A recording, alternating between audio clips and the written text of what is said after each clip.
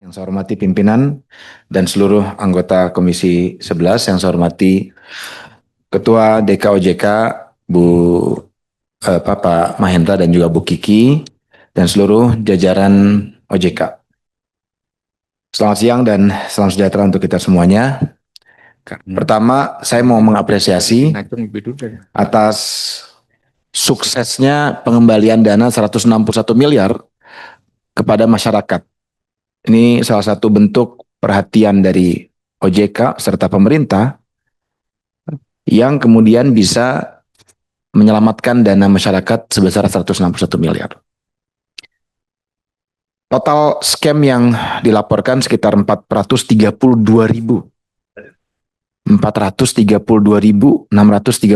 laporan. Kerugian yang dilaporkan sekitar 9,1 triliun.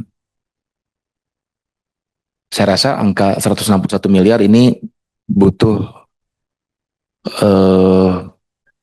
peningkatan, Bu ya. Jangan sampai dana 9,1 triliun dana masyarakat itu kemudian menjadi hilang padahal kita masih mempunyai kesempatan untuk kemudian mengambil dan juga menyelamatkan dana tersebut. Saya menyoroti, Bu, ada tiga tipe jenis penipuan yang banyak menimpa di masyarakat. Dari mulai paling bawah, menengah, dan juga kalangan atas. Yang paling banyak dari kalangan bawah itu adalah pinjaman online ilegal, ya, itu diindikasi adalah yang paling banyak. Kenapa? Masyarakat butuh uang. Saya melihat dari OJK adanya literasi kaitan dengan hal ini, ya, akan tapi sepertinya kita harus lebih lagi memberikan edukasi kepada masyarakat. Saya terpikir, ya, adanya kampanye yang betul-betul masif dari kalangan pemerintah dan juga kami, ya, perwakilan masyarakat kaitan dengan pinjaman online ilegal ini.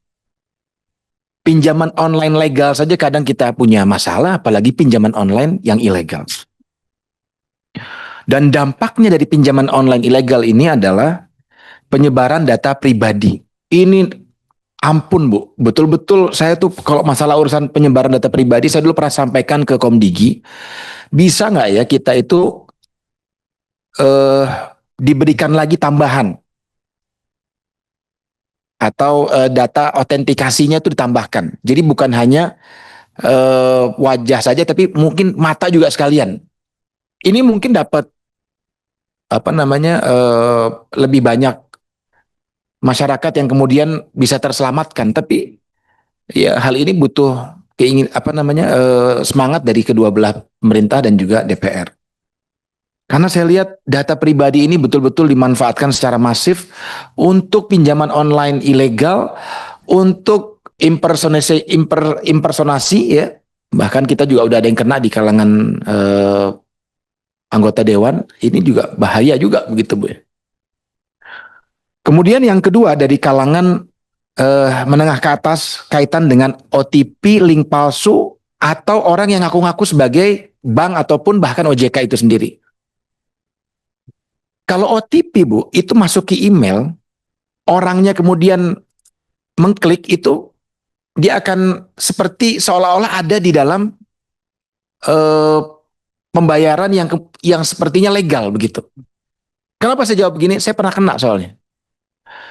Saya bingungnya, kenapa dia bisa tahu email, dia bisa tahu data saya itu, saya bingung itu dari mana.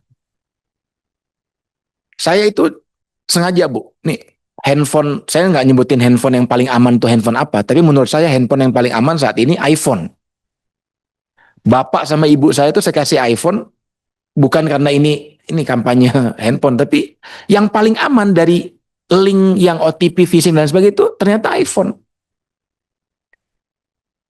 Kan orang tua kan kalau mencet, oh ini ada undangan, ada ini, ada segala macam, itu masuknya tahu-tahu mendownload segala macam. Tapi kalau handphonenya sudah kita batasi, tidak bisa mendownload yang di luar dari keinginan kita, itu bisa terselamatkan tuh orang-orang tua kita.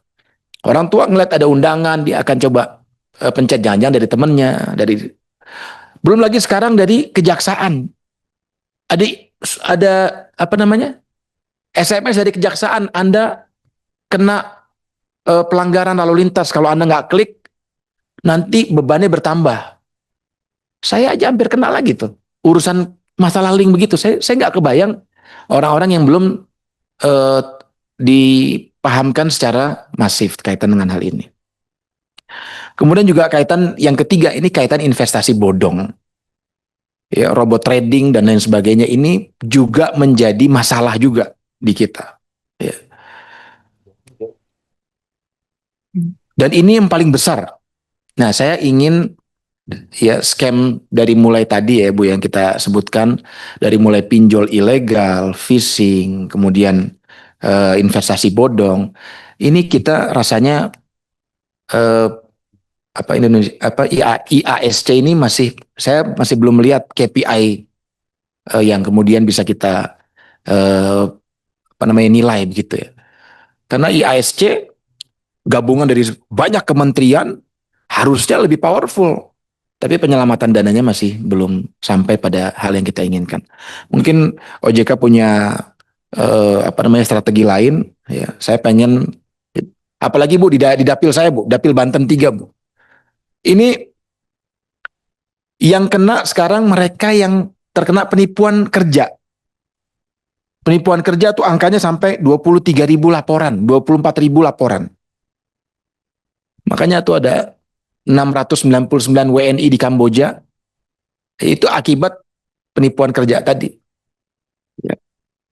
Saya pengen mudah-mudahan dari pertemuan ini kita punya jalan keluar yang baik. Saya setuju tadi dari kawan-kawan ada nomor khusus, ada kemudian nomor telepon yang bisa dihubungi 24 jam, ada polisi cyber dan lain sebagainya. Dan pelakunya itu kalau dikenakan harus betul-betul jerak. Kalau bisa dimasukin penjara terus kemudian dipermalukan begitu ya di depan publik begitu ya. Karena ini bahaya sekali karena mereka ini mengganggu ekonomi kita, ekonomi rakyat kita. Yang mereka mungkin cari uang, tapi ternyata pada akhirnya tersebut hilang begitu saja. Demikian pimpinan yang bisa kami sampaikan. Assalamualaikum warahmatullahi wabarakatuh. Waalaikumsalam warahmatullahi wabarakatuh.